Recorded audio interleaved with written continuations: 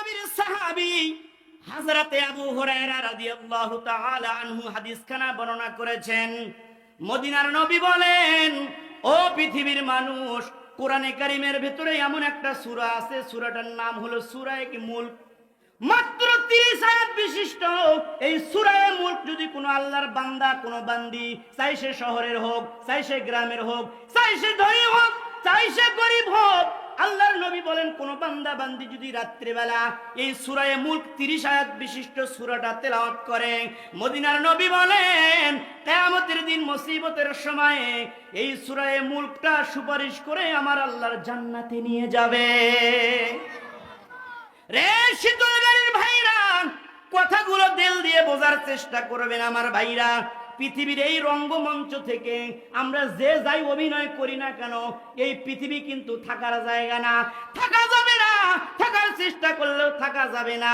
এই জন্য কবি বলেন, মরণ থেকে পালাও তুমি, ওই মরণ তোমায় লইবে ঘিরি, যদিও সুদর আকাশ পানে পালাও হিতায় লাগিয়ে সিঁড়ি। আল্লাহ রাব্বুল আলামিন বলেন, আইনামা তাকুনু ইউদরিকুমুল মাউতু ওয়ালাউ কুনতুম ফি বুরুজিম মুশাইয়াদা। আল্লাহ রাব্বুল আলামিন বলেন, রে পৃথিবীর মানুষ, কোথায় পালাবে মরণ থেকে, কোথায় পালাবে মৃত্যু থেকে? বান্দা, তুমি যদি মরণ থেকে, তুমি যদি মৃত্যু থেকে পালাবার জন্য একটা সুদৃঢ় একটা দুর্গের ভেতরে প্রবেশ করো, এমন একটা ঘরের ভেতরে তুমি প্রবেশ করো যেই ঘরের কোনো দরওয়াজা নাই, যেই ঘরের কোনো জানালা নাই, যেই ঘরের কোনো ছিদ্র নাই, এমন একটা ছিদ্র ছাড়া ঘরের ভেতরে বান্দা যদি তুমি প্রবেশ করো, সেই জায়গায় আজরাইল আসার ক্ষমতা আছে না? আছে না? রে শীতলগাড়ির ভাইরা, কথাগুলো দিল দিয়ে বোঝার চেষ্টা করবেন। মদিনার নবী বলেন, রে পৃথিবীর মানুষ, এই পৃথিবী থাকা যাবে না, থাকার জায়গা নয়। আমার ভাইরা খেয়াল করেন। আচ্ছা, আমি আপনাদেরকে একটা প্রশ্ন করি, বলেন তো মানুষের জীবন আগে না মরণ আগে? সবাই বলেন জীবন আগে। তাহলে জীবন যদি আগে হয়, তাহলে কোরআনুল কারীমের ভিতরে তো ওইভাবেই আয়াতে কারিমা নাজিল করা দরকার।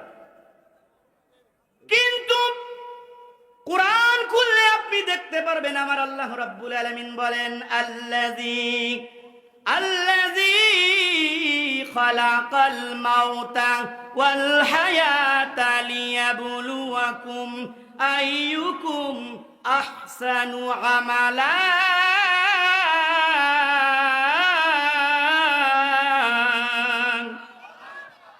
কই আল্লাহু আকবারের সাউন্ড হলো? জোরে বলেন আল্লাহু আকবার।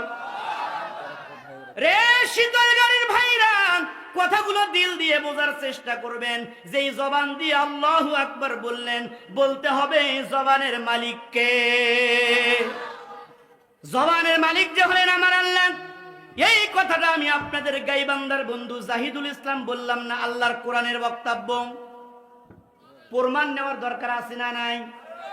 দলিল নেওয়ার দরকার আছে না নাই? আমার ভাইরা, আপনি দলিল নিতে হলে কোরআনে কারীমের ভেতরে 1 থেকে 30 নম্বর পারার 114টা সূরার মধ্যে সূরা রহমান নামে একটা সূরা আছে। আমার আল্লাহ রাব্বুল আলামিন বিশ্ব নবীকে জানায়া দেন, ও নবী, আপনি तमाम পৃথিবীর মানুষগুলোকে আমি আল্লাহ রাব্বুল আলামিনের পক্ষ থেকে জানিয়ে দেন। আমার আল্লাহ বলেন, الرحمن علم القرآن خلق الإنسان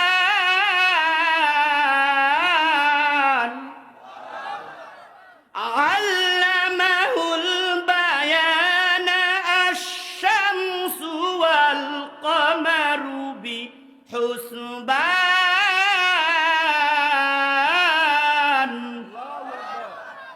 আল্লাহ রাব্বুল আলামিন বলেন, রে পৃথিবীর মানুষ, তোমরা যেই জবান দিয়ে দুনিয়ার ফাহিশা কথা বলো, আমার আল্লাহ রাব্বুল আলামিন বলেন আর রহমান, তিনি হচ্ছেন রহমান।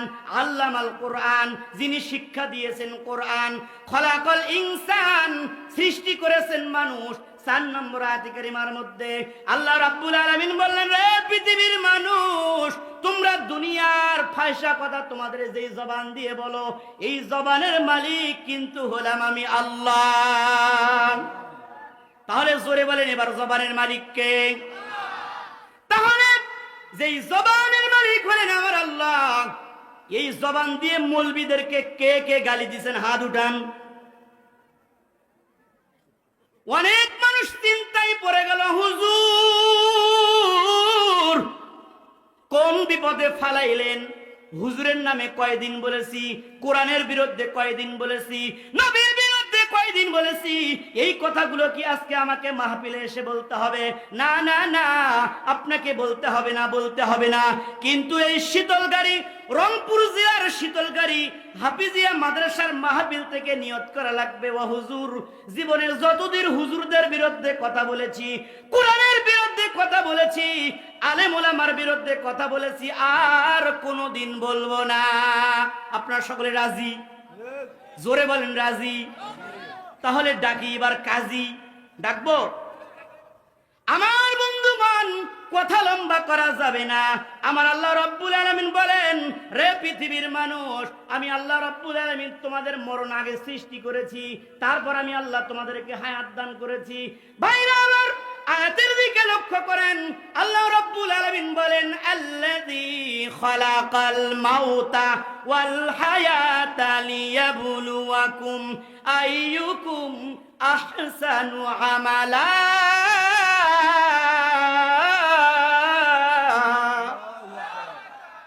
আল্লাহ রাব্বুল আলামিন বলেন, রে পৃথিবীর মানুষ, আমি আল্লাহ তাআলা তোমাদের মরণ সৃষ্টি করেছি, আমি আল্লাহ তাআলা তোমাদের জীবন দান করেছি। বান্দা কেন জানো? আমার আল্লাহ রাব্বুল আলামিন বলেন, লিয়াবলুয়াকুম আইয়ুকুম আহসানু আমালা। ও বান্দা, পৃথিবীর জমিনে তোমাদের মধ্যে আমি আল্লাহকে সন্তুষ্ট করার জন্য কোন মানুষটা বেশি বেশি আমল করে, এই পরীক্ষা করার জন্য আমি আল্লাহ তোমাদের হায়াত এবং মরণ দান করেছি। ভাইরা আমার, আল্লাহ রাব্বুল আলামিন বলেন, ও দুনিয়ার মানুষ, 50 বছর আগে তুমি এই দুনিয়ায় ছিলা না, আবার 50 বছর পরে তুমি এই পৃথিবীতে আর থাকবা না। আল্লাহ রাব্বুল আলামিন বলেন, রে পৃথিবীর মানুষ, কোন তোমাদের ক্ষমতা কাজে আসবে না। এ শীতলগাড়ির ভাইরা, আপনারা সকলে উত্তর দিয়ে আমাকে একটু সহযোগিতা করবেন। বলেন দেখি, সব ক্ষমতার মালিক কে?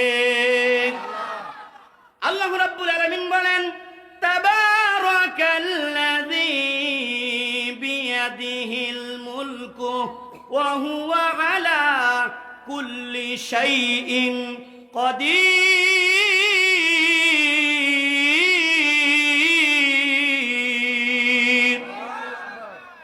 মহামান্বিত সেই সত্তা, যার হাতে সর্বময় কর্তৃত্ব, রাজত্ব পাওয়ার ক্ষমতা, তিনি সব বিষয়ে ক্ষমতাবান, সব বিষয়ে শক্তিবান। আওয়াজ দিয়ে বলেন, তিনি কে? তাহলে বলেন এবার, ক্ষমতা দেওয়ার মালিক কে? আমার ভাইরা, সেই কথাটার দলিল আমার আল্লাহর কোরআনে আছে না নাই? আমার আল্লাহ রাব্বুল আলামিন বলেন, কুলিল্লাহুম্মা মালিকাল মুলকি তুতিল মুলকা মান তাশা ওয়া তানজিউল মুলকা মিম্মান তাশা ওয়া তুইজ্জু মান তাশা ওয়া তুযিল্লু মান তাশা বিয়াদিকাল খায়র ইন্নাকা আলা কুল্লি শাইইন কাদির।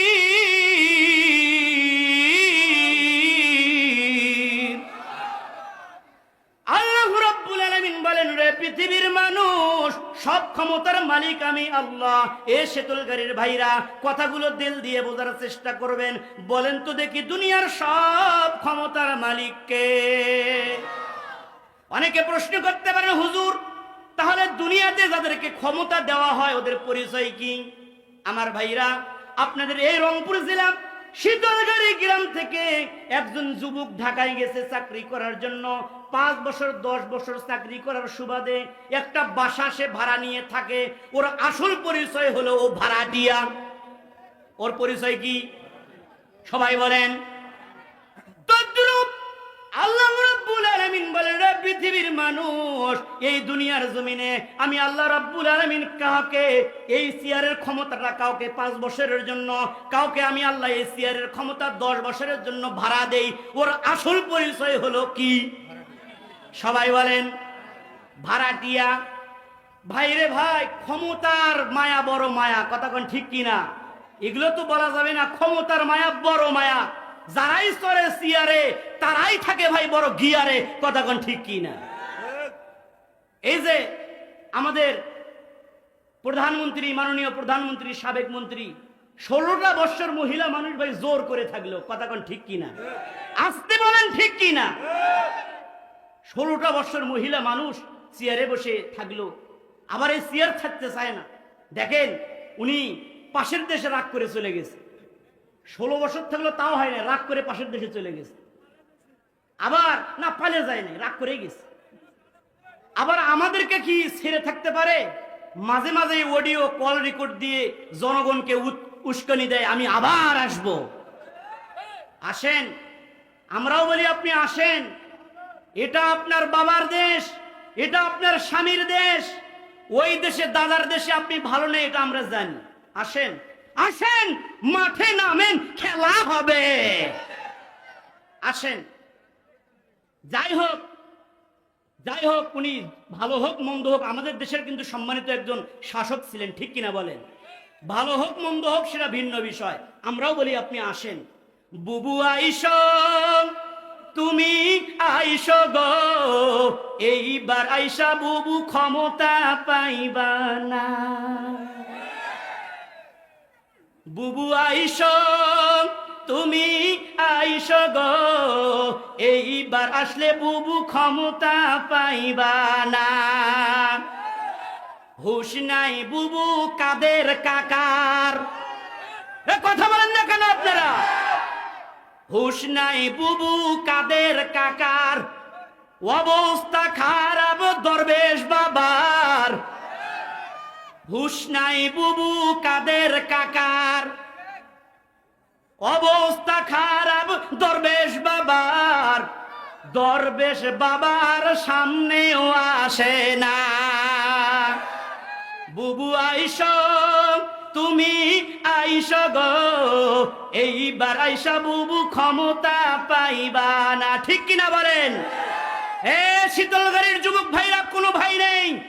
বাংলার 20 কোটি মানুষ তারা মনে করে 5 আগস্টের পরে সোনার বাংলা দ্বিতীয়বারের মতো স্বাধীন হয়েছে। বুবু আইসো, তুমি আইসো গো, এইবার আইসা বুবু ক্ষমতা পাইবা না। নেতা কর্মী সব জেলের ভেতর, কথা বলেন না। নেতা কর্মী সব জেলের ভেতর, আমিও আছি ভাই ডরের ওপর, কখন জানি আসে গ্রেফতারি পরোয়ানা। বুবু আইসো, তুমি আইসো গো, এইবার আইসা বুবু ক্ষমতা পাইবা না। শীতলগাড়ির যুবক ভাইরা, যাই হোক, আমরা আগামীতে সিদ্ধান্ত নিব, আমরা আমাদের সোনার বাংলায় কোন নারী প্রধানমন্ত্রী দেখতে চাই না, কথা কোন ঠিক কিনা? পুরুষ প্রধানমন্ত্রী কারা কারা দেখতে চান? দুহাত উঁচু করে আল্লাহকে দেখান।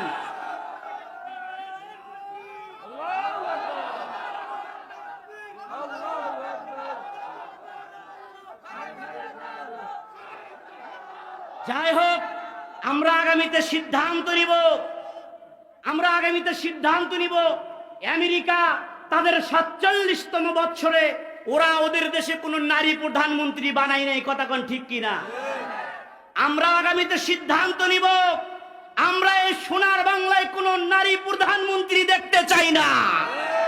পুরুষ প্রধানমন্ত্রী কারা কারা আবার দেখতে চান? দুহাত করে আবার আল্লাহকে দেখান।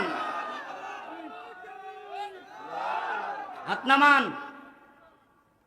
মহিলা মানুষের কারবারে ভাই পুরো দেশ শেষ। আগামীতে পুরুষ শাসকের বাংলাদেশ। মহিলা মা বোনরা অনেক মন খারাপ করছে, হুজুর আমাদের বিপক্ষে যাচ্ছে। শীতলগাড়ির যুবক ভাইরা, আওয়ামী লীগ বুঝি না, বিএনপি বুঝি না, জামাত বুঝি না, কার বিপক্ষে যায় যাক, আমরা জোরে বলেন কার পক্ষে থাকতে চাই? পুরুষ মানুষের অত্যাচার, মহিলা মানুষ পুরুষ মানুষের উপর অত্যাচার করে, মহিলা মানুষের অত্যাচারে পুরো দেশ শেষ। আমি শীতলগাড়ির যুব সমাজের আয়োজিত মাহফিল থেকে আপনাদেরকে উদাত্ত আহ্বান করতে চাই, আগামীতে পুরুষ শাসকের বাংলাদেশ। আমার ভাইরা, ওই কথা বলা যাবে না। বলেন তো দেখি এবার ক্ষমতার মালিক কে? ক্ষমতার মালিক হলেন আমার আল্লাহ। আমার আল্লাহ যাকে চান সম্মান দান করেন, তুইজ্জু মান তাশা। আমার আল্লাহ যাকে চান সম্মান দান করেন, ও তুযিল্লু মান তাশা। আল্লাহ যাকে চান তাকে বেইজ্জত করেন। এ শীতলগাড়ির ভাইরা, সম্মান একটা জিনিস আর ক্ষমতা কিন্তু আরেক জিনিস। একটা মানুষকে ক্ষমতা দেওয়া হলো, ক্ষমতা দেওয়া হলেই বলে যে লোকটাকে সম্মান দেওয়া হলো, তা কিন্তু নয়। ক্ষমতা আর সম্মান দুইটা ভিন্ন জিনিস, ঠিক কিনা? অনেক মানুষকে ক্ষমতার চেয়ারে বসাইয়া জুতার বাড়ি খাওয়াইয়া আল্লাহ বিদায় করে দিয়েছে। আল্লাহ রাব্বুল আলামিন বলেন, পৃথিবীর মানুষ, আমি আল্লাহ রাব্বুল আলামিন যাকে চাই সম্মান দান করি, আমি আল্লাহ তাআলা যাকে চাই বেইজ্জত করি। বিয়াদিকাল খায়র, সব কল্যাণের চাবিকাঠি আমার আল্লাহর হাতে। ইন্নাকা আলা কুল্লি শাইইন কাদির।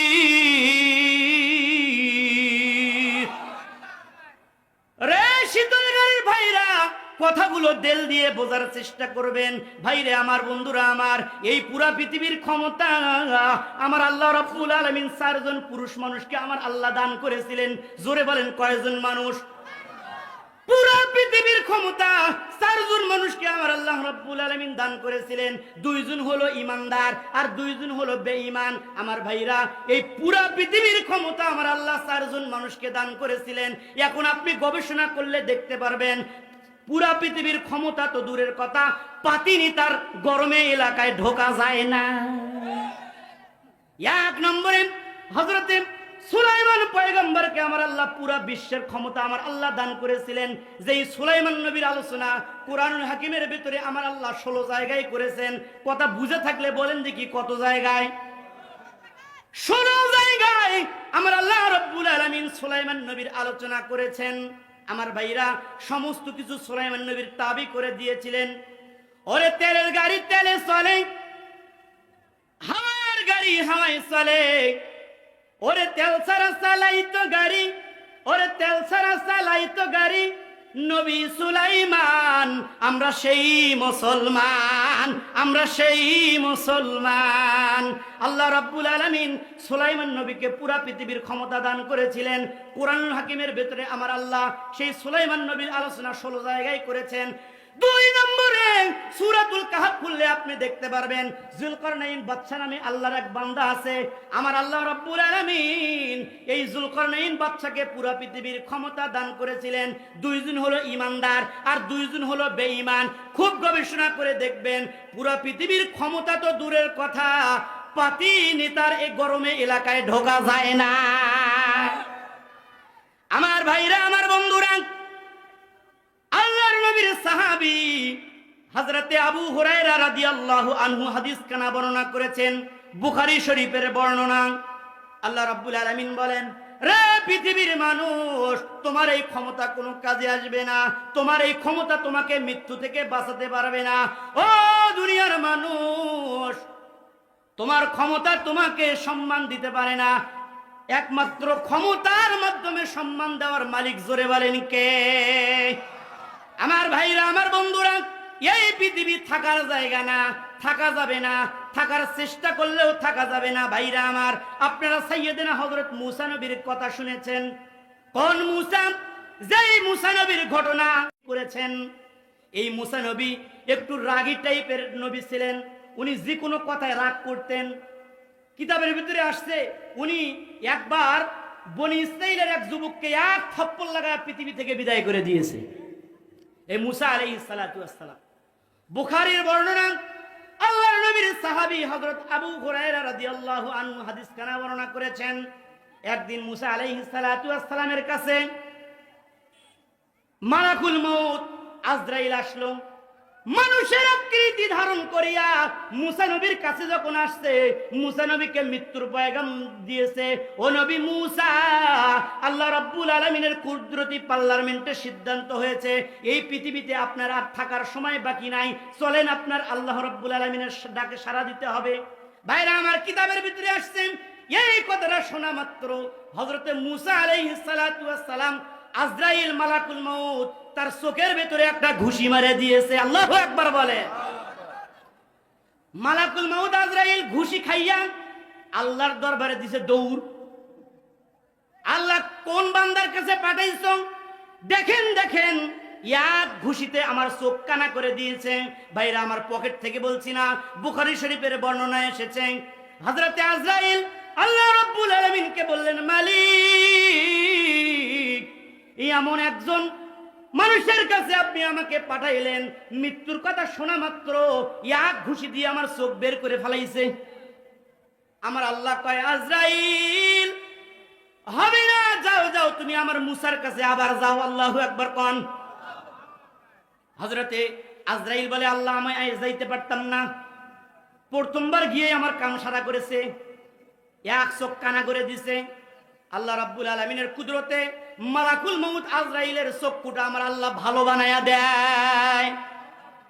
মুসা নবীর কাছে যাওয়ার জন্য আল্লাহ রাব্বুল আলামিন বলেন, আজরাইল যাও যাও যাও, এবার আমার বন্ধু মুসার কাছে যাও। যাওয়ার পরে বলো, আমার আল্লাহ রাব্বুল আলামিন আপনাকে একটা গরুর কোমরের উপরে হাত দেওয়ার জন্য বলেছে। আল্লাহু আকবার। ও মুসা, এই গরুর উপরে আপনি হাত দিবেন, আপনার হাতের নিচে যত পরিমাণ পশম পড়বে, প্রত্যেকটা পশমের বিনিময়ে আমার আল্লাহ রাব্বুল আলামিন এক একটা বছর হায়াত আপনাকে দান করবে। মালাকুল মউত আজরাইল ডাক দিয়ে বলে, মালিক, তারপরে কি হবে? আমার আল্লাহ রাব্বুল আলামিন বলেন, ও আজরাইল শোনো, তারপর অবশেষে মুসাকে মৃত্যুবরণ করতেই হবে। মালাকুল মউত আজরাইল মুসা আলাইহিস সালামের কাছে আসছেন। এবার মানুষের আকৃতি ধারণ করে আসে নাই, তার আসল সুরতে এসেছে। আসার পরে প্রথমবার হযরত মুসা আলাইহিস সালাতু ওয়াস সালামের কাছে এসে সালাম দেয় নাই। এবার এক থাপ্পড় খাইয়া তার হুঁশ এসেছে। হযরত মুসা আলাইহিস সালাতু ওয়াস সালামের কাছে এসে বলছে, আসসালামু আলাইকা ইয়া মুসা। মুসা আলাইহিস সালামকে সালাম দিছে। ও নবী মুসা, আমার আল্লাহ রাব্বুল আলামিনের পক্ষ থেকে আমি এসেছি। মুসা রে, আমার আল্লাহ বলেছে আপনি একটা গরুর কোমরের উপর হাত দেন, এই হাতের নিচে যত পরিমাণ পশম উঠবে, যত পরিমাণ পশম পড়বে, প্রত্যেকটা পশমের বিনিময়ে আমার আল্লাহ রাব্বুল আলামিন এক এক বছরের হায়াত আমার আল্লাহ আপনাকে দান করবে। মুসা নবী কয়, তারপর কি হবে? আজরাইল বলে, তারপর অবশেষে মৃত্যুই হবে। আল্লাহ রাব্বুল আলামিন বলেন, কুল্লু নাফসিন যায়িকাতুল মাউতি সুম্মা ইলাইনা তুরজাউন।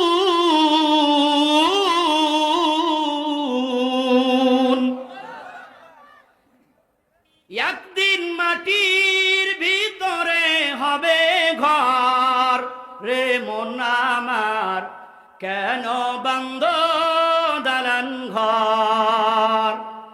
একদিন মাটির ভিতরে হবে ঘর, রে মন আমার কেন বান্ধ দালান ঘর। মারহাবা কোন। আল্লাহ রাব্বুল আলামিন জানায়া দিলেন, ও মুসা, যত হায়াত তুমি পাও না কেন, এক পর্যায়ে আমি আল্লাহ রাব্বুল আলামিনের কুদরতি পার্লামেন্টের সিদ্ধান্ত অনুযায়ী তুমি মরণ থেকে বাঁচতে পারবা না, মরণ থেকে বাঁচতে পারবা না। পৃথিবীর যে কোনো জায়গায় থাকো না কেন বান্দা, মৃত্যুর স্বাদ গ্রহণ করতে হবে। জোরে বলেন, হুকুমটা কার? রে পর্দার আড়ালের মা, আপনারা অনেকে বলতেছেন, হুজুর আমাদের কথা তো কিছু বলেন না। ও মা, কান খুলে শুনে নেন। একদিন হযরতে আম্মা জান খাদিজা রাদিয়াল্লাহু তাআলা আনহা ঘরের দরওয়াজা বন্ধ করে দিয়ে কান্না করে। নবীজি আমার তাশরিফ নিয়ে আসলেন।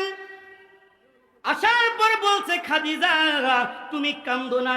ও খাদিজা, তুমি যদি কান্না করো তোমার চোখের পানি আমার সহ্য হয় না, দুনিয়ার সব মানুষের চোখের পানি আমার সহ্য হয়, কিন্তু খাদিজা তুমি যদি কান্না করো তোমার চোখের পানি আমার সহ্য হয় না। আল্লাহু আকবার কোন। হযরতে আম্মা জান আয়েশা কাঁদতে থাকলেন। নবীজি বললেন, ও খাদিজা তুমি কান্না করিও না, তোমার জন্য আমি একটা সুসংবাদ দিতেছি। আমার আসমানের মালিক আল্লাহ রব্বুল আলামিন স্বয়ং তোমাকে নিজেই সালাম জানাইছে। রে শীতল গাড়ির মা, কথাগুলো দিল দিয়ে বোঝার চেষ্টা করেন। নবীজি আমার বললেন, খাদিজা শুধু তাই নয়, আসমানের ভেতরে মহান আল্লাহ রব্বুল আলামিন মণিমুক্তা দিয়ে তোমার জন্য একটা ঘর আমার আল্লাহ বানায়া তৈরি করে রেখেছে। হযরতে খাদিজা কান্না করেই যাচ্ছেন। নবীজি বলেন, খাদিজা তুমি কান্না করিও না, তোমার চোখের পানি আমার সহ্য হয় না, দুনিয়ার সব মানুষ যদি কান্না করে সবার চোখের পানি আমার সহ্য হয়, খাদিজা রে তোমার চোখের পানি আমি বরদাস্ত করতে পারি না।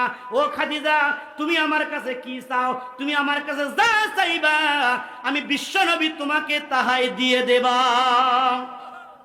এ পর্দার আড়ালের মা আম্মা জান খাদিজা রাদিয়াল্লাহু আনহা নবীজির হাতটা শক্ত করে ধরে বলে, প্রাণের স্বামী গো, রাহমাতুল লিল আলামিন, তিনটা কথার ওয়াদা যদি আপনি আমাকে দেন তাহলে আমি খাদিজা আর কাঁদবো না। হযরতে খাদিজা বলে, ইয়া রাসূলুল্লাহ, এক নম্বরে আমি খাদিজা যখন ইন্তেকাল করব, ইয়া রাসূলুল্লাহ ওই বাজার থেকে, শীতল গাড়ি বাজার থেকে আমার জন্য কাপনের কাপড় কিনবেন না। নবী বলেন, খাদিজা কাপনের কাপড় যদি আমি তোমার জন্য না কিনি তোমাকে কাপন পরাবো কি দিয়ে? হযরতে খাদিজা ডাক দিয়ে বলে, পয়গম্বর বাজার থেকে আপনি আমার জন্য কাপড়ের কাপড় কিনবেন না, বরং ইয়া রাসূলুল্লাহ আপনার শরীরের ভিতরে যেই জুব্বা মুবারক আছে এই জুব্বা মুবারক দিয়ে আমি খাদিজার কাপন পরাইতে হবে। নবীজি বললেন, খাদিজা ঠিক আছে। দুই নম্বরে তুমি আমার কাছে কি চাও? এ পর্দার আড়ালের মা কথাগুলো দিল দিয়ে বোঝার চেষ্টা করবেন। হযরতে খাদিজা রাদিয়াল্লাহু আনহা বলেন, পয়গম্বর আমি যখন মারা যাব আমার লাশটা আপনি নিজের হাতে কবরের ভেতরে রাখতে হবে, আর আমার কবরের চতুর্পাশ দিয়ে আপনি পয়গম্বর রাহমাতুল লিল আলামিন একটু হাঁটাহাঁটি করবেন। নবীজি বললেন, খাদিজা ঠিক আছে, তাও তুমি কান্না করিও না। আমার ভাইরা এই কথা বলার পরে হযরতে খাদিজা আবার কান্না করতেছে। তিন নম্বরে হযরতে খাদিজা বলে, পয়গম্বর তিন নম্বরে আমি আপনার কাছে চাই, ইয়া রাসূলুল্লাহ আমাকে কবরস্থ করার পরে, ও প্রাণের স্বামী আমাকে কবরস্থ করার পরে পৃথিবীর সব মানুষ যখন বাড়িতে চলে যাবে আপনি পয়গম্বর রাহমাতুল লিল আলামিন আমার কবর থেকে যেতে পারবেন না। নবীজি বলেন, খাদিজা কেন? উনি বলে, ইয়া রাসূলুল্লাহ না জানি আমার ভয় হয়, মানুষকে কবরে রাখার পরে মুনকার নাকির দুইজন ফেরেশতা আসে সওয়াল করে, ইয়া রাসূলুল্লাহ আমি যদি মুনকার নাকিরের সওয়াল জবাব দিতে ভুলে যাই, মুনকার নাকিরের সওয়াল জবাব যদি আমি দিতে না পারি, আপনি রাহমাতুল লিল আলামিন আমার প্রাণের স্বামী কবরের উপর থেকে মুনকার নাকিরের সওয়াল জবাব দিয়ে দিবেন। রাহমাতুল লিল আলামিন বললেন, খাদিজা ও খাদিজা একজনের প্রশ্নের উত্তর আর একজন তো দিতে পারে না। খাদিজা রে কবর এমন একটা জায়গা যেই কবরের ভিতরে নাই কোনো সাথী নাই কোনো বাতি। ও খাদিজা তোমার প্রশ্নের উত্তর আমি কেমন করে দেব? ভাইরা আমার, নবীজি বললেন, খাদিজা আমি যদি তোমাকে আমার জুব্বা মোবারক দিয়ে কাফন পরায়া দেই এতে তোমার কি লাভ হবে? রে শীতল গাড়ির মা কথাগুলো দিল দিয়ে বোঝার চেষ্টা করবেন। নবীজি বললেন, খাদিজা আমি যদি আমার জুব্বা দিয়ে তোমার কাফন পরাই এতে তোমার কি লাভ হবে? নবী আমার বললেন, আমি যদি তোমাকে এটা দেই তোমার কি ফায়দা আমাকে একটু বলো। হযরতে খাদিজা রাদিয়াল্লাহু আনহা বললেন, ইয়া রাসূলুল্লাহ কোন কারণে যদি আমার আল্লাহ রাব্বুল আলামিন আমাকে জাহান্নামের আগুনের ভেতরে জ্বালানোর ফয়সালা করে, আর ওই সময়ে বিশ্বনবী আপনার জুব্বা মুবারক যদি আমার শরীরের ভেতরে লাগানো থাকে, জাহান্নামের কোনো জাহান্নামের আগুনের এত বড় সাহস নাই, যেই শরীরের মধ্যে আপনার জুব্বা মোবারক আছে ওই শরীরটা জাহান্নামের আগুন জ্বালায়া দেয়। এ শীতল গাড়ির মান 2 নম্বরে, ও খাদিজা আমি তোমার কবরের পাশে কেন হাঁটাহাঁটি করব? নবীজি বললেন, যখন হযরতে খাদিজা উত্তর দিতেছেন, ইয়া রাসূলুল্লাহ, কবরের মাটি যখন এক পাশ থেকে আর এক পাশে আমি খাদিজাকে চাপ দিবে, আপনি যদি ওখানে হাঁটাহাঁটি করেন তাহলে কবরের মাটির এত বড় সাহস নাই, যেখানে আল্লাহর নবীর পা পড়েছে ওই পা ভেদ করে আমি খাদিজাকে আযাব দেয়, এমন সাহস এই মাটির কখনো হতে পারে না। আমার ভাইরা, হযরতে খাদিজা আস্তে আস্তে ইন্তেকাল করলেন। ইন্তেকাল করার পরে নবীজি নিজের জুব্বা মোবারক দিয়ে তাকে দাফন করলেন, কাফন পরাইয়া দিলেন। এক পর্যায়ে নবীজি নিজেই কবরের ভেতরে নামলেন। ভাইরা, আমার কিতাব খুললে আপনি দেখতে পারবেন কবরের ভেতরে নবীজি আমার নামছেন। নামার পরে নবীজি আমার হযরতে খাদিজার চেহারাটা বারবার পশ্চিম দিকে কিবলার দিকে করতেছে। এ শীতল গাড়ির ভাই, বলেন তো দেখি, মানুষকে কবরে রাখার পরে তার গর্দানটা, তার চেহারাটা কোন দিকে রাখা হয়? সবাই বলেন। নবীজি আমার খাদিজার চেহারাটাকে কিবলার দিকে করছে। কিতাব খুললে আপনি দেখতে পারবেন, কিন্তু হযরতে খাদিজার চেহারাটা বারবার ওই পশ্চিম দিক থেকে ফিরে আসমানের দিকে হয়ে যাইতেছে। নবীজি বারবার চেষ্টা করতেছেন, কিন্তু খাদিজার চেহারা কিবলার দিকে হইতেছে না। কারণ কি? নবীজি আমার টেনশনে পড়ে গেলেন। কিছুক্ষণ পরে আমার আল্লাহ রাব্বুল আলামিন জিবরাইল আমিনকে বললেন, জিবরাইল রে, যাও যাও আমার নবীর কাছে যাও, আমার নবীকে জানায়া দাও আমার খাদিজার চেহারা কিবলার দিকে হবে না, পশ্চিম দিকে হবে না, আসমানের দিকে হবে। কারণ ওই আসমান থেকে আমার আল্লাহ রাব্বুল আলামিন হযরতে খাদিজার চেহারা দেখতে চায়। এ পর্দার আড়ালের মান, আপনাদেরকে বলে যাই, কেমন স্বামী বানাইছে, কেমন স্বামীর খেদমত করেছে মা। ও মা, আপনাদেরকে বলে যাই, অনেকে বলতে পারেন হুজুর অনেক কথা শুনাইলেন, ও হুজুর আমার স্বামীর সাথে তেমন কথাবার্তায় মিল হয় না, আমার স্বামী আমার কথা শোনে না, আমার স্বামী অন্য মেয়ের সঙ্গে পরকিয়া করে, অন্য মহিলার সঙ্গে টেলিফোনে কথা বলে। ও হুজুর একটা কথা বলে যান। মা গো, আমি আপনাদেরকে গাইবান্ধার বন্ধু জাহিদুল ইসলাম একটা কথা বলে যাই, আপনার স্বামী যখন ঘরে আসবে মা, মদিনার নবী বলছেন, কোন স্বামী যদি তার স্ত্রীকে সালাম দেয় আর স্ত্রীও যদি তার স্বামীকে সালাম দেয়, পরস্পরের মধ্যে ভালোবাসা সৃষ্টি করে দেবেন কে? রে শীতল গাড়ির মা, আব্দুল্লাহর বাবা যখন বাহির থেকে কষ্ট ক্লেশ করে আপনার বাড়িতে আসবে, বাড়িতে এসে আসার সঙ্গে সঙ্গে আপনি আব্দুল্লাহর বাবাকে সালাম দেন, আসসালামু আলাইকুম, ও আব্দুল্লাহর বাবা আই লাভ ইউ। আপনার স্বামীর কপালের ভেতরে একটা চুম্বন দিয়ে দেবেন।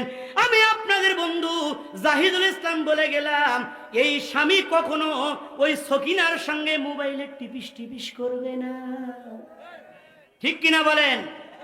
কিন্তু এখনকার মহিলা মা বোনদের যে কি অবস্থা রে ভাই, আপনাদের এই এলাকায় কেমন হয় আমি জানি না, আমাদের গাইবান্ধার কথা বলছি।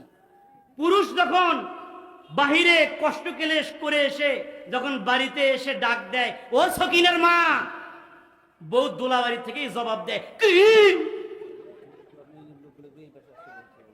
ঠিক বললাম না ভুল বললাম? এ ভাই, আপনাদের মনোযোগ আছে? ওই সমস্ত ভাইদের মনে হয় মনোযোগ নাই। আমি একটু চেক করতে চাই। যুবক ভাইরা রেডি? বলেন দেখি, আসমানের মালিক কে? হয় নাই জোরে বলেন, আসমানের মালিক কে? আসমান কার? জমিন কার? এই কোরআন কার? আপনি কার? আপনার বউ কার? বউ কার? আজ খারাপ হওয়ার পরে একটা থাপ্পড় যদি আপনি লাগাইয়া দেন রে ভাই, কি অবস্থা হবে কি অবস্থা হবে আপনারা জানেন না। আপনাদের এই এলাকায় কেমন হয় আমি জানি না, আমাদের গাইবান্ধার কথা বলছি।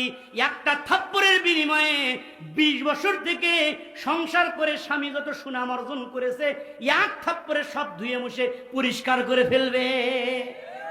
বলবে, এই সব বুড়াসের বাড়িতে আসে কোনোদিন শান্তি পেলাম না, খালি মারলো আর মারলো, মারলো আর মারলো, মারো আরো মারো, মারতে মারতে মারি ফেলাও, মারতে মারতে তুই যদি না মারি ফেলাস তুই আমার বাপ হোস। নাউজুবিল্লাহ কইলেন না? আপনারা হাসেন, ঠিক বললাম না ভুল বললাম?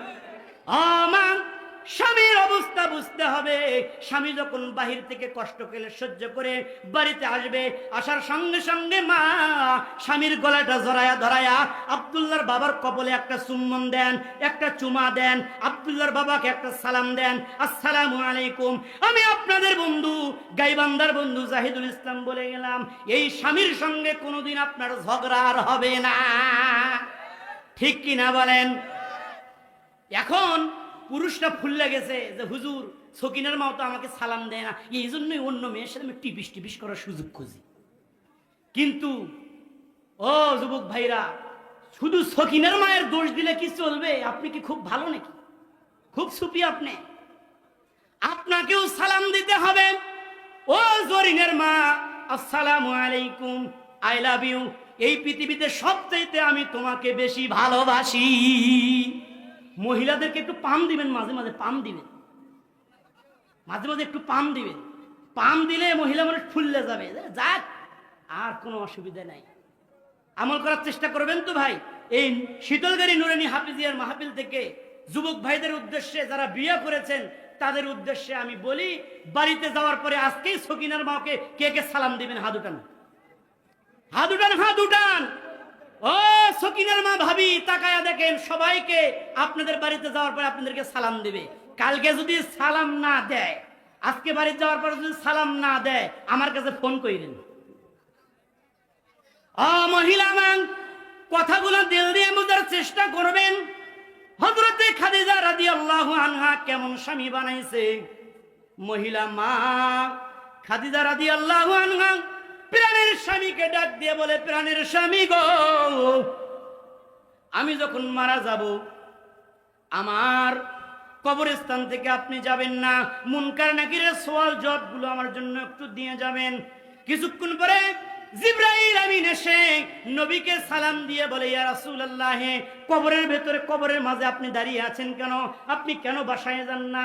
রাহমাতুল লিল আলামিন দু চোখের পানি ছেড়ে দিয়ে বলে, ভাই জিবরাইল রে, আমার প্রিয়তমা স্ত্রী খাদিজার সঙ্গে আমি কয়টা ওয়াদা করেছি বলেন? 3টা ওয়াদা করেছি। 3টা ওয়াদার ভিতরে 2টা ওয়াদা পূরণ করেছি। ও জাত ভাই জিবরাইল, একটা ওয়াদা এখনো পূরণ করতে পারি নাই।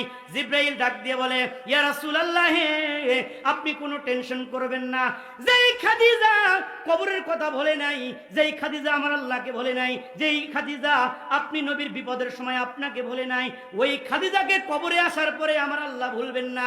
ওই খাদিজার মুনকার নাকিরের সওয়াল জবাব আসমান থেকে আমার আল্লাহ নিজেই দিয়ে দিবে। রে শীতলগাড়ির ভাইরা, কথাগুলো দিল দিয়ে বোঝার চেষ্টা করবেন। আমি আপনাদের খেদমতে একটা কথা বলে যাই, পৃথিবীর মধ্যে সবচেয়ে চালাক, সবচেয়ে বুদ্ধিমান ওই মানুষটা, সবচেয়ে চালাক বুদ্ধিমান ওই মানুষটা যে এই পৃথিবীর জমিনে হায়াত বাকি থাকতে 3টা আমল করে যেতে পারে। জোরে বলেন, কয়টা আমল? 3টা আমল যদি কোনো বান্দা পৃথিবীর জমিনে হায়াত বাকি থাকতেই করে যেতে পারে রে বন্ধু, আমার কথা নয়, মদিনার নবী বলছেন, কবরের ভেতরে শুয়ে থাকবে, কিয়ামত পর্যন্ত তার আমল নামায় আমার আল্লাহ সওয়াব পৌঁছাইতে থাকবে। 1 নম্বরে ইলমুন নাফিয়া, এমন উপকারী ইলম যে ইলম আপনি নিজে শিখেছেন, আরেকজনকে শিখাইছেন, সে আবার আরেকজনকে শিখাইছে, কিয়ামত পর্যন্ত যত মানুষ এই ইলম অনুযায়ী আমল করবে, মদিনার নবী বলেন, কিয়ামত পর্যন্ত একটা একটা আমলের সওয়াব আমার আল্লাহ রাব্বুল আলামিন আপনার আমলনামায় দান করে দেয়। 2 নম্বরে ওয়ালাদুস সালেহ, নেককার সন্তান। এমন একটা নেককার সন্তান আপনি পৃথিবীতে বানায়া যাবেন ও বন্ধু, যেই সন্তানটা কবরের পাশে দাঁড়িয়া রব্বির হামহুমা কামা রব্বায়ানি সগীরা, সবাই বলেন রব্বির হামহুমা কামা রব্বায়ানি সগীরা। মদিনার নবী বলেন, কোন সন্তান যখন মার কবরের পাশে দাঁড়িয়া, বাবার কবরের পাশে দাঁড়িয়া দুহাত উঁচু করে রব্বির হামহুমা বলে ডাক দেয়, আমার কথা নয়, মদিনার নবী বলেন, সন্তানটা হাত উঠানোর সাথে সাথে আমার আল্লাহ ওই সন্তানের বাবা মার জীবনের সব গুনাহগুলো মাফ করে দেয়। রে শীতল গাড়ির মা, এমন একটা সন্তান বানায়া যাইতে হবে, এমন একটা সন্তান বানায়া যাইতে হবে যেই সন্তানটা আপনি পৃথিবীতে থেকে চলে যাওয়ার পরে ওই সন্তানটা আপনার জন্য দোয়া করতে বলবে না।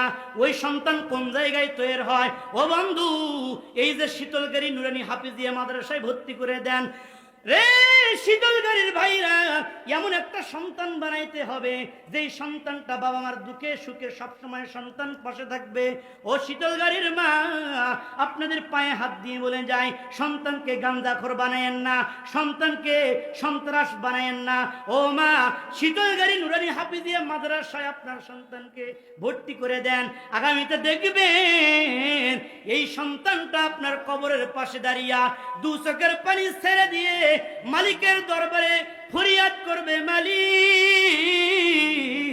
এই কবরের মধ্যে আমার মা শুয়ে আছে, এই কবরের মধ্যে আমার বাবা শুয়ে আছে, এই মা বাবার জীবনের গুনাহগুলো আল্লাহ তুমি মাফ করে দাও। এই জন্য ও শীতলগাড়ির মা, যুবক ভাইরা, আপনাদেরকেও বলি, খবরদার সন্তানদেরকে জিনারের শিক্ষা আপনি শিখাবেন, তাতে কোনো অসুবিধা নাই, কিন্তু সন্তানের প্রাথমিক শিক্ষাটা হতে হবে কোরআনের শিক্ষা। জোরে বলেন, কিসের শিক্ষা? রাজি আছি তো ইনশাআল্লাহ? হাত উঁচু করে দেখান। আমার সন্তানকে রব্বির হামহুমা কামা রব্বায়ানি সগীরা বলনেওয়ালা কে কে বানাবো ইনশাআল্লাহ? লিল্লাহে তাকবীর, লিল্লাহে তাকবীর। আল্লাহ এই শীতলগাড়ি যুবক ভাইদের, আল্লাহ যুবতী ভাবিদের সমস্ত সন্তানদেরকে রব্বির হামহুমা কামা রব্বায়ানি সগীরা বলনেওয়ালা হাফেজে কোরআন হিসেবে কবুল করে নাও, বলে না আমিন। রে শীতলগাড়ির যুবক ভাইরা, আপনাদেরকে বলে যাই, আসার সময় দেখলাম কি সুন্দর একটা মাদ্রাসা। আহারে, মদিনার নবী বলছেন ওই মাদ্রাসায় এতিম বাচ্চা থাকে। মদিনার নবী বলেন, রে পৃথিবীর মানুষ, আমি মুহাম্মদ রাসূলুল্লাহ এতিম। কি বলেন নবী, এতিম কি এতিম না? মদিনার নবী বলছেন আমি এতিম, আর কোন বান্দা যদি এতিমকে ভালোবাসে, কোন বান্দা যদি এতিমকে মহব্বত করে, নবীজি বলেন, রে পৃথিবীর মানুষ, আমার দিকে তাকায়া দেখেন। নবীজি বলছেন কোন বান্দা কোন বান্দি যদি এতিমের মাথায় হাত বোলায়া দেয়, এই হাতের সঙ্গে যতগুলো চুল লাগবে এতগুলো গুনাহ আমার আল্লাহ তার মাফ করে দেয়। মদিনার নবী বলেন কোন মানুষ যদি এতিমকে সম্মান করে, এতিমকে ভালোবাসে, এতিমকে সহযোগিতা করে, নবীজি বলেন, ও আমার উম্মত, এই যে আমার দুইটা আঙ্গুল পাশাপাশি দেখছো, যারা এতিমকে ভালোবাসে, এতিমকে সহযোগিতা করে, ওই এতিমকে সহযোগিতা করেনিওয়ালা বান্দা বান্দি আর আমি বিশ্বনবী মুহাম্মদ রাসূলুল্লাহ জান্নাতের ভিতরে এমন পাশাপাশি থাকবো। এ শীতলগাড়ির ভাইরা, এই জন্য আল্লাহর নবী বলছেন কোন মানুষ যদি এতিমকে সহযোগিতা করে গো, কেমন জানি তিনি বিশ্বনবী মুহাম্মদ রাসূলুল্লাহকে সহযোগিতা করলো। আর মদিনার নবী বলছেন এতিমকে সহযোগিতা করার জন্য আল্লাহর কোন বান্দা যদি, আল্লাহর কোন বান্দি যদি আমার আল্লাহ রাব্বুল আলামিনকে খুশি করার জন্য 1 টাকা দান করে গো, আমার আল্লাহ রাব্বুল আলামিন আখিরাতে তো দিবেন, এই দুনিয়ার জমিনেই তাকে 10 গুণ পৃথিবীতেই দান করে দেয়। আপনাদের বিশ্বাস হয় ভাই? আখিরাতে তো দিবেনই, দুনিয়াতেই কেউ যদি 1 টাকা দেয়, দুনিয়াতেই আমার আল্লাহ 10 টাকা তাকে দিয়ে প্রমাণ করে দেয়। বিশ্বাস হয় আপনাদের? রে যুবক ভাইরা, আমার কথা বলছি না, হাদিস থেকে বলছি। আল্লাহর নবীর জামাই হযরতে আলী রাদিয়াল্লাহু আনহু একদিন বাজারে গেছেন। বিবি ফাতেমা জ্বর এসেছে, অসুস্থ হয়ে গেছে, বিবির জন্য একটা আনার ক্রয় করার জন্য গেছেন বাজারে। একটা আনার ক্রয় করে বাড়ির দিকে ফিরছেন, এমন সময় একজন ফকিরের সঙ্গে দেখা হয়ে গেছে। এদিকে স্ত্রী ফাতেমা অসুস্থ হয়ে গেছে। এ শীতলগাড়ির মা, আপনি যখন অসুস্থ হয়ে যান, আপনি যখন রোগাক্রান্ত হয়ে যান, আপনার স্বামীকে আপনার জন্য আপেল কিনে নিয়ে আসে না, আপনার স্বামীকে আপনার জন্য মালটা কিনে নিয়ে আসে না। ও মা, আপনার স্বামী যেমন আপনার জন্য আপনার জন্য মালটা রসগোল্লা নিয়ে আসে। হযরতে ফাতেমা অসুস্থ হয়ে গেছেন, হযরতে আলী বাজার থেকে একটা আনার ক্রয় করে বাড়ির দিকে রওনা দিয়েছে। মারহাবা কন। পথের মধ্যে একটা ফকিরের সঙ্গে দেখা হয়ে গেছে। ফকির বলেন, আলী, শুনেছি তুমি নবীর জামাই। কয়, হ্যাঁ। ও আলী, 3 দিন থেকে কোনো কিছু খাই না।